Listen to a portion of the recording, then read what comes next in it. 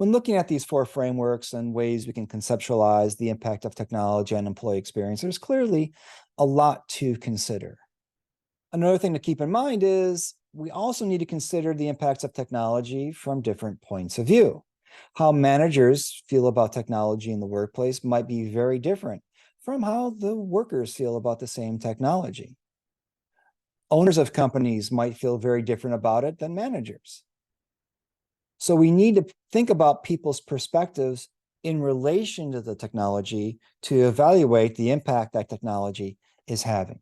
We can also think about different employees. Different types of employees might think about technology very differently.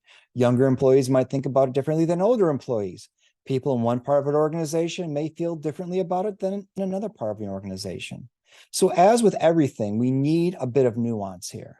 We need to think about the nuance of the impacts to better understand the potential and real impacts. And we need to think about how we can engage and address these impacts as they occur or even before they emerge. When thinking about new technology or thinking about how old technology is being deployed in a new kind of way, we need to be very, very aware of the ways that technology can impact employee experience based on the intent and the philosophy that's governing that design and that deployment. So a few things to think about in summary here. One, when a new technology is being deployed, we need to think about what are the goals of using it? What are the goals of deploying it? And who gets to set these goals?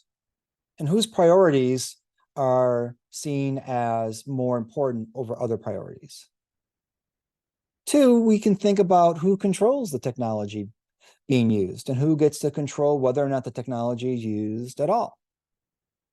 Three, we can think about in what ways does technology impact how work is currently being done and how does it reshape how work is to be done.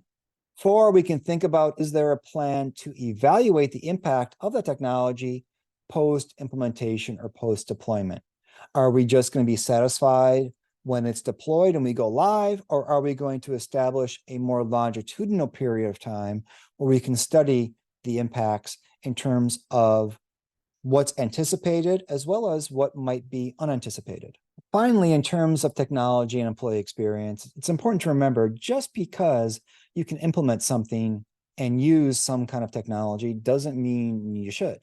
We need to critically think about the design, deployment, and use, as well as the evaluation of technology as part of the employee experience. And we need to keep employees at all levels of all kinds as part of that conversation of what we're designing, what we're implementing, how it's being used, and ultimately the impact that technology has on employee experience.